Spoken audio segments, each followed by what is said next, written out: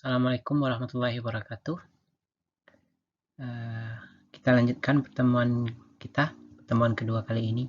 Kita akan membahas the value of money, time value of money. Kalau diterjemahkan di beberapa buku, nilai uang dari waktu, ya. Time value of money. Kalau diartikan ini sebenarnya nilai waktu dari uang, ya. Mirip sebenarnya. Pertemuan sebelumnya kita sudah membahas tentang ekonomi teknik. Ya. Ekonomi teknik itu apa kaitannya dengan teknik industri, kemudian fungsi dari ekonomi teknik, kemudian kita juga sudah bahas terkait dengan manufacturing cost, ya, biaya-biaya yang muncul pada saat proses produksi. Ya. Kemudian hari ini kita akan lanjutkan kelanjutannya, ya, itu nilai uang dari waktu.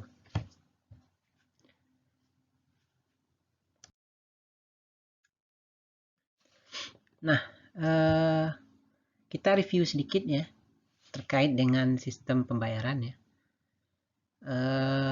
Sebagaimana kita ketahui dan juga sudah kita pelajari bersama, bahwasanya sistem pembayaran pada awalnya itu menggunakan namanya sistem barter, ya, atau penukaran, menukarkan barang yang senilai. Misalnya satu ekor kambing diganti dengan satu karung beras. Ya, ini jenis transaksi yang sudah berlangsung dari awal, ya, ya. Dan pada hari ini sebenarnya masih ada sistem barter ini, ya. Mungkin kalau di desa atau di mana, ya, kita masih akan menemui sistem pembayaran atau sistem transaksi seperti ini. Yang kedua itu sudah mulai menggunakan uang, ya, uang. Nah, kalau dulu uang ini terbuat dari emas, ya, emas. Artinya nilai yang terkandung pada uang itu sebanding dengan nilai yang ada pada produknya. Jadi kalau misalnya uang satu emas, berarti nilai tukarnya itu sama dengan nilai emas yang dimiliki oleh uang tersebut. Nah, dan sistem ini memiliki kelebihan, yaitu nilainya tetap. Misalkan kalau kita baca sejarahnya, kalau dulu satu dinar emas itu sama dengan seekor kambing. Nah, kalau hari ini itu masih sama. Satu ekor kambing masih sama dengan satu dinar emas. Nah, kemudian mulai berganti dengan sistem pembayaran dengan menggunakan kertas, ya. Uang kertas maksudnya. Namun ini sebenarnya mempermudah saja, karena berapa uang kertas yang dibuat itu pada dasarnya nilai, maksudnya begini, misalkan uang kertas 100.000.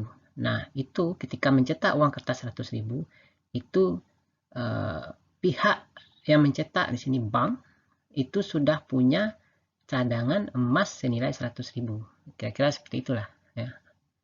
Jadi uang kertas itu tidak hanya kertas saja, tapi ada nilainya, ya. Nah, sekarang ini yang sudah hilang, ya. Jadi uang kertas 100.000 itu tidak ada cadangan emasnya. Kemudian ada sistem pembayaran sekarang yang non tunai, digital, ya. Nah, ini sudah sangat banyak sekarang yang kita menggunakan, ya, sehari-hari, ya.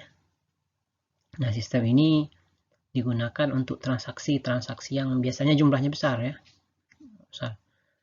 Bayangkan saja, misalnya transaksi di pasar uang, pasar modal, ya. sekian triliun misalnya. Nah, kalau itu dalam bentuk uang, nah itu kan akan sangat banyak. Itu biasanya dengan non tunai. Dan itu diatur oleh Bank Indonesia. Sistem RTGS, Real Time Gross Settlement, dan sistem clearing. Oke, kita tidak akan terlalu bahas yang ini ya. Kita akan bahas nanti spesifik nanti kasus untuk ini uang kertas. Oke, kita lanjut ya. Uang adalah alat transaksi, alat tukar oleh manusia guna untuk memenuhi kebutuhan. Nah, uang ini mempunyai nilai ya. Nilai ada yang disebut nilai nominal sebagai alat tukar. Kemudian ada yang disebut dengan nilai intrinsik ya. Nilai nominal ya nilai yang tercantum pada uang. Uang Rp1.000, Rp100.000, Rp5.000, $100, Rp100 ya. Jadi yang tercantum pada uang tersebut. Sementara nilai intrinsik adalah nilai yang dibutuhkan untuk pembuatan uang tersebut. Nah, misalkan Rp5.000. Rp5.000 ya. Uang kertas Rp5.000 itu berapa biaya yang dibutuhkan untuk membuat uang kertas ini. Nah, itu yang disebut dengan nilai intrinsik ya. Nah, seperti dijelaskan di awal tadi, dulu nilai nominal itu hampir sama ya dengan nilai intrinsiknya.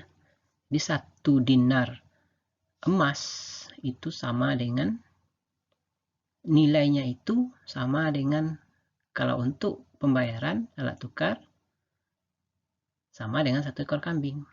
Nah, kalau kita bandingkan sekarang misalnya 1 dinar itu 2 juta, ya berarti memang nilai intrinsiknya juga 2 juta ya. Oke, kita lanjut. Time value of money ya. Ini sebagai contoh. Ya. Apabila Anda diberikan uang sejumlah $100. Nah, misalkan Anda dibuat pilihan. Ambil uang itu sekarang atau nanti 3 tahun lagi. Nah, mana yang akan kita pilih ya?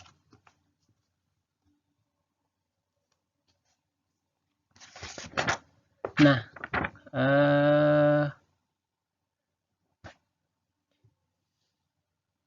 kira-kira yang mana yang akan kita pilih? Ya. Nah, ini kita bisa lihat juga ilustrasi lain ya. Misalkan kita membeli barang, ya. Membeli barang sekarang harganya 1.000, ya. Besok itu tidak bisa lagi 1.000, udah naik harganya, ya. Udah naik harganya 1.100 misalnya. Nah, atau juga apa contohnya? Contoh nih, kalau saya dulu belanja sehari itu Rp50. Nah, kalau sekarang Rp50 kan tidak dapat lagi. Nah, artinya seiring dengan waktu, ya, nilai uang itu akan mengalami perubahan. Umumnya mengalami penurunan. Ya. Umumnya mengalami penurunan. Ya. Nah, jadi kalau kita dikasih uang $100 atau nanti $100-nya 3 tahun lagi, pasti kita akan milih yang sekarang. Karena 3 tahun lagi $100 itu dapat apa ya? Kalau sekarang mungkin sudah dapat ini ya, $100 ya. Sekitar 1.500.000 ya. Nah, 1.500.000 hari ini dapat misalkan sebuah HP ini tertentu ya. Nah, 3 tahun lagi $100 itu belum tentu dapat hal yang seperti itu. Nah, itu yang disebut dengan time value of money. Ya. Kemudian sebaliknya, kalau minjam gimana? Pinjam sekarang 100 ya. Atau meminjam nanti 3 tahun lagi 100. Ya. Sebagai orang yang akan meminjamkan, pasti Anda ya akan meminjamkan nanti. Ya, kalau kita akan diberi sekarang, kalau meminjamkan pasti nanti. Nah, dari ilustrasi di atas itu menunjukkan kepada kita bahwasanya nilai tukar uang pada masa yang akan datang itu akan turun. Sehingga kalau ditawarkan uang, orang akan memilih saat ini daripada suatu saat nanti. Ya, mengapa demikian? Ya, itu tadi karena adanya penurunan nilai dari uang ya, seiring dengan berjalannya waktu. Oke. Sampai di sini kira-kira sudah paham ya. Oke. Nah, nilai tukar uang dari waktu ke waktu itu akan berbeda ya. Nah, oleh sebab itu ya, bagaimana cara kita membandingkan antara nilai uang saat ini dengan nilai uang 10 tahun lagi, atau nilai uang saat ini dengan nilai uang beberapa tahun sebelumnya. Nah, itu harus kita setarakan. Jadi 1000 pada hari ini tidak sama dengan 1000 pada tahun 90. Ya. Angkanya sama, tapi nilai tukarnya tidak sama. Ya. Nah, untuk menyetarakan itu yang disebut dengan menggunakan istilah ekuivalensi. Ya. Biasanya dengan menggunakan bunga ya, atau interest, dilambangkan dengan I. Ya. Nah, ini bagi Anda-Anda yang muslim ya, bunga ini ya sesuatu yang dilarang oleh agama ya. Nah, pada pelajaran kali ini kita bagi mahasiswa yang muslim ya, kita hanya akan belajar bagaimana sistem yang ada di dalamnya. Bukan artinya harus diinikan ya, diimplementasikan dalam kehidupan sehari-hari ya, kan seperti itu ya. Nah, kita akan belajar bagaimana sistem bunga itu bekerja, terutama dalam pembayaran, perbankan, dan lain-lain. Oke. Nah, time value of money ya, nilai waktu dari uang ya, itu akan dipengaruhi oleh beberapa hal ya. Yang pertama jumlah ya, jumlah saat ini. Kemudian periode waktu, yang ketiga bunga. Ya. 1.000.000 hari ini itu tidak sama dengan 5 tahun lagi, tidak sama dengan 10 tahun lagi. Ya.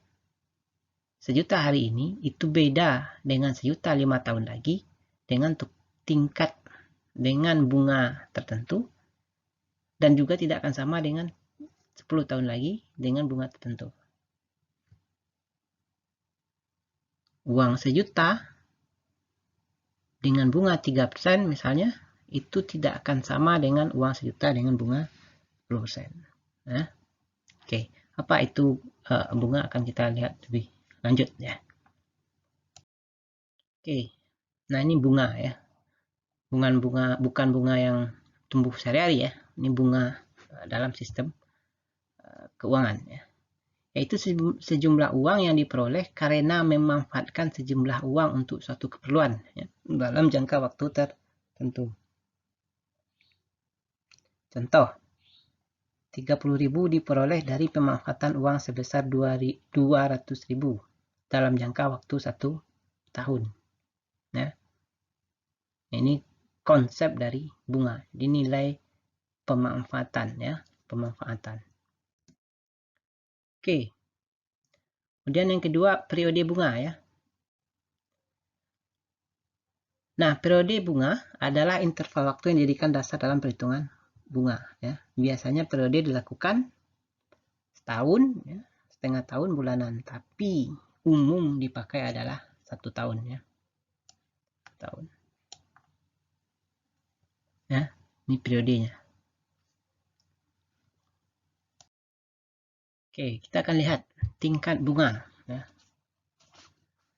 Tingkat bunga menyatakan rasio atau perbandingan antara bunga yang dibebankan per periode waktu dengan jumlah uang yang dipinjam di awal periode dikalikan 100%. Ya. Kalau secara rumus, rate of interest, bunga yang dibayarkan per satuan waktu per jumlah pinjaman awal. Itu disebut dengan tingkat bunga atau tingkat suku bunga. Oke, ini contoh. PT TIA pada tanggal 1 Januari 2000 meminjam uang 100 juta. 1 Januari 2003 utangnya menjadi 118 juta. Berapa bunga yang mesti dibayarkan?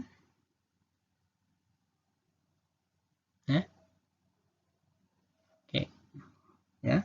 Jadi tinggal kita hitung selisihnya ya. 118 juta dikurang 100 juta. Sama dengan 18 juta. Selama 3 tahun.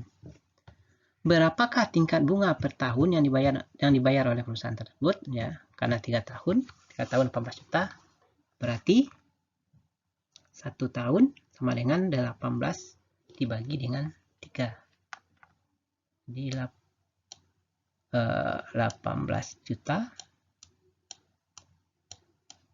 bagi dengan 3 tahun. Ya. Sama dengan 6 juta. Oke, nah yang ditanya di sini berapakah tingkat bunga? Ya, tingkat bunga. Berarti tingkatnya adalah seperti yang disampaikan di rumus sebelumnya ya. Berarti 6 juta per pinjaman awal adalah 100 juta ya. 100 juta sama dengan ya berapa persen? 6%. Jadi tingkat bunganya adalah 6% per tahun. Ya. Ini contoh sederhananya. Cara menghitung bunga dan tingkat bunga. Oke, kita lanjutkan. Oke, ada jenis-jenis bunga ya. Ada yang disebut bunga sederhana dan disebut dengan bunga majemuk ya. Sistem bunga sederhana ya didasarkan hanya besarnya pinjaman semula. Ya, bunga pada periode sebelumnya tidak dimasukkan pada perhitungan bunga periode berikutnya. Ya, bunga majemuk ya.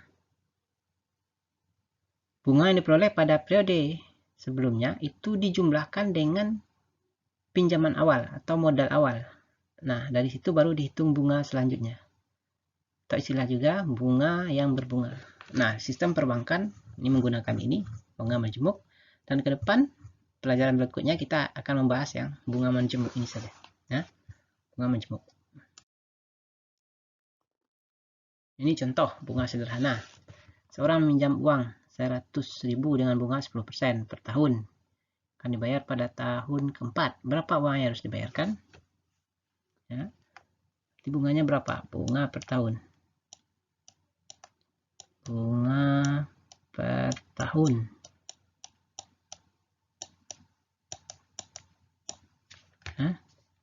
Ya, 10% ya. 10% dari 100.000 sama dengan 10.000. Jadi 10% kali 100.000 ya. Sama dengan 10.000. Inilah bunganya per tahun. Ya, kalau bunga sederhana tahun kedua itu bunganya 10%. 10% dari mana? 10% dari 100.000. Sama 10.000. Jadi tahun pertama jumlah bunganya adalah 10.000.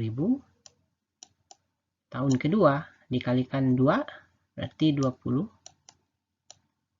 30 tahun ketiga, 40 tahun keempat. Ya. Berarti total yang harus dibayarkan setelah tahun keempat adalah 100.000 tambah 40 Nah, 140.000 ya. Ini yang disebut dengan bunga sederhana ya, bunga sederhana. Nah, kalau kita buatkan rumus sederhananya, rumus bunga sederhana ya. Jika I adalah total bunga, P adalah induk, I adalah tingkat bunga per periode, dan N periode, maka I sama dengan P I kali N ya. Seperti yang tadi, berapa total bunganya selama 4 tahun? P-nya adalah induk, tadi 100.000, I-nya 10%, 10% kali N. N-nya tadi ada 4 ya, 100.000 kali 10%, 10.000 kali 4 sama dengan 40.000. Jadi total bunganya adalah 40.000 ya. Total pembayarannya 40.000 ditambah 100.000 sama dengan 140.000. Oke, selanjutnya adalah bunga majemuk ya, bunga yang berbunga. Ini sama contoh sebelumnya. Seorang minjam uang 100.000, bunganya 10% per tahun, dibayar akhir tahun keempat. Kalau pakai bunga majemuk, ini kayak mana?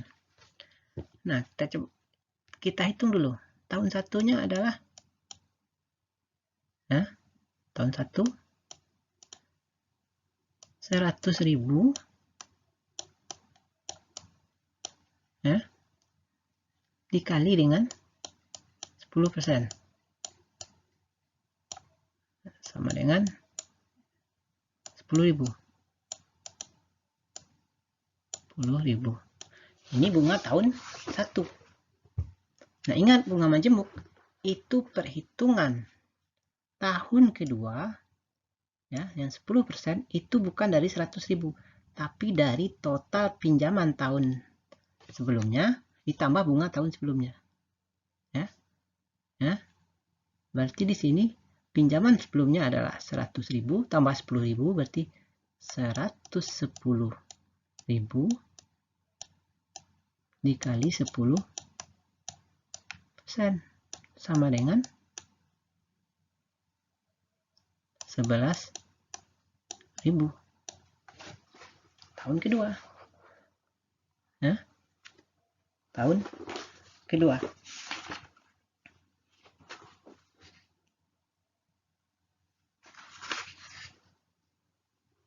Oke, selanjutnya adalah tahun ketiga. Ya, tahun ketiga. Tahun ketiga. Ininya masih 10%. Ya, masih 10%. Ya.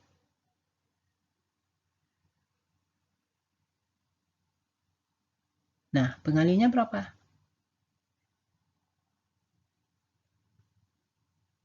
Kita hitung. Bunganya 10.000. Tahun 1. Ya. Tahun kedua 11.000. Berarti totalnya adalah 21.000.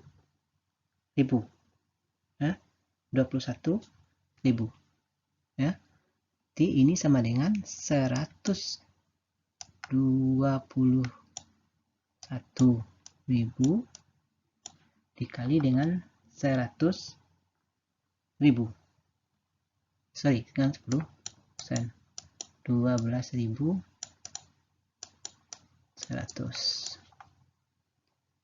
12.100.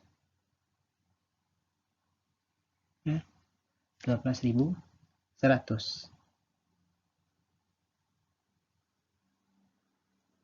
Nah, kenapa dikali 121.000? Karena utang kita ini dianggap. Ya.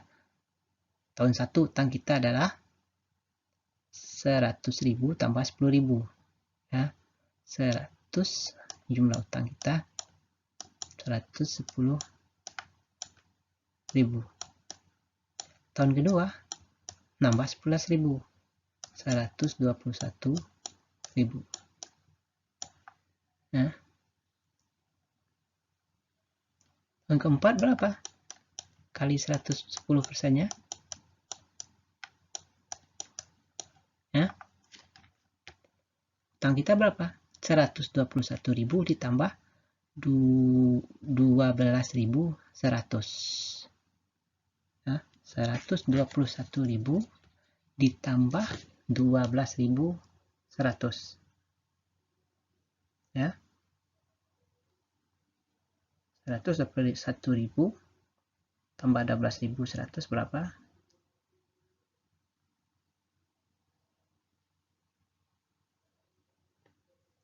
133.100.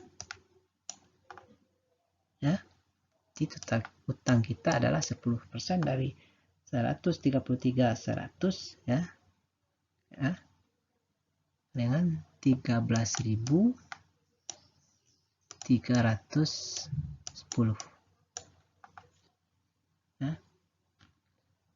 Ya, ini utang kita adalah 13.133.100. Tahun kelima ini sudah bertambah lagi ya, 13.310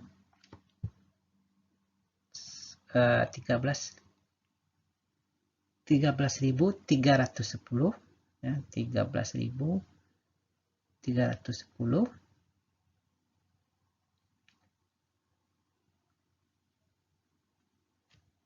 ya, ditambah dengan modalnya tadi 100.000 berarti ditambah dengan yang ini tadi 133.000 ya, ditambah 12.100 ya.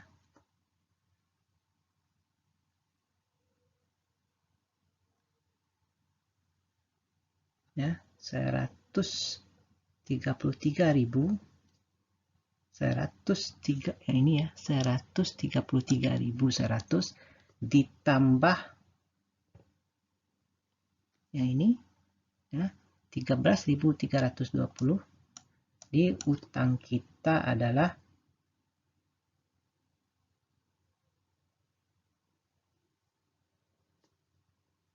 berapa tuh? 146.410. Jadi pada tahun kelima bunganya adalah 146.400 kali 100, 10% sama dengan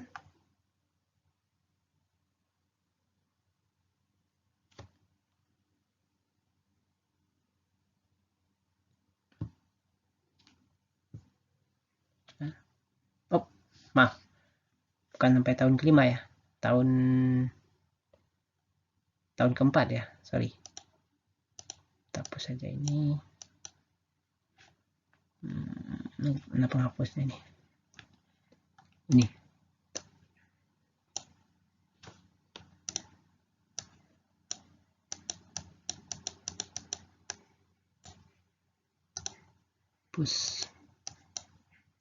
hapus.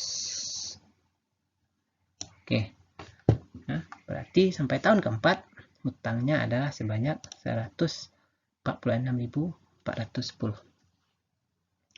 Bandingkan dengan yang tadi bunga sederhana, jumlah utangnya adalah 140.000.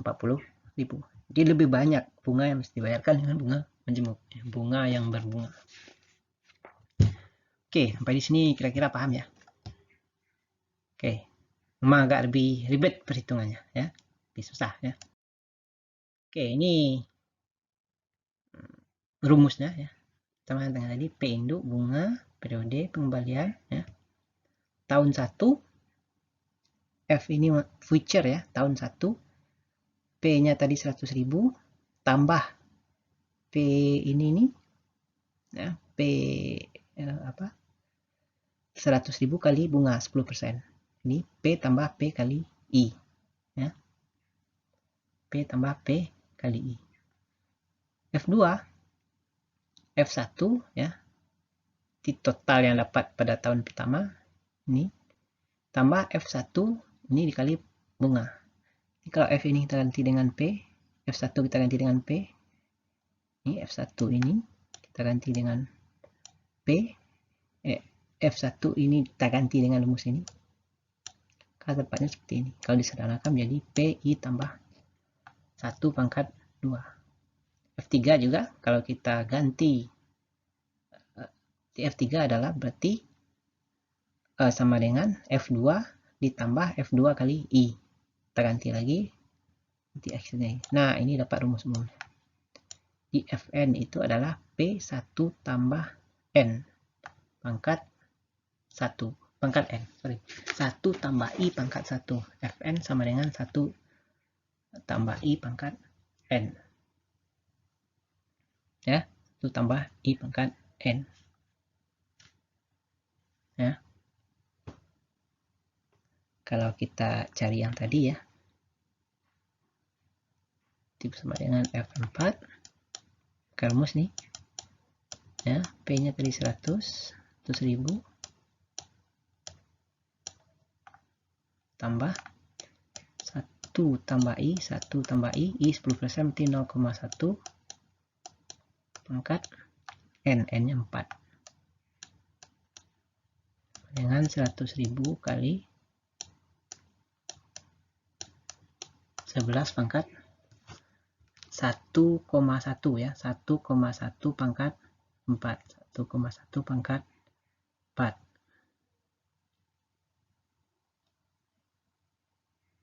sama dengan 1461. Jadi sama dengan 141.100. Sama ya, sama. Oke, ini rumus bunga majemuk. Nah, selain dengan rumus, kita sebenarnya juga bisa menggunakan yang namanya tabel bunga. Nah, nanti secara lebih akan dijelaskan pada teman-teman selanjutnya. Dan ini akan kita gunakan selama perkuliahan ya, tabel bunga. Nah, contoh ya. Tabel bunga itu adalah mencari nilai yang tadi ya, mencari nilai yang tadi, membantu mencari nilai pembayaran ya. Ini contoh ya. Nah, tadi kita N-nya 4 tahun, I-nya 10%, P-nya 100.000.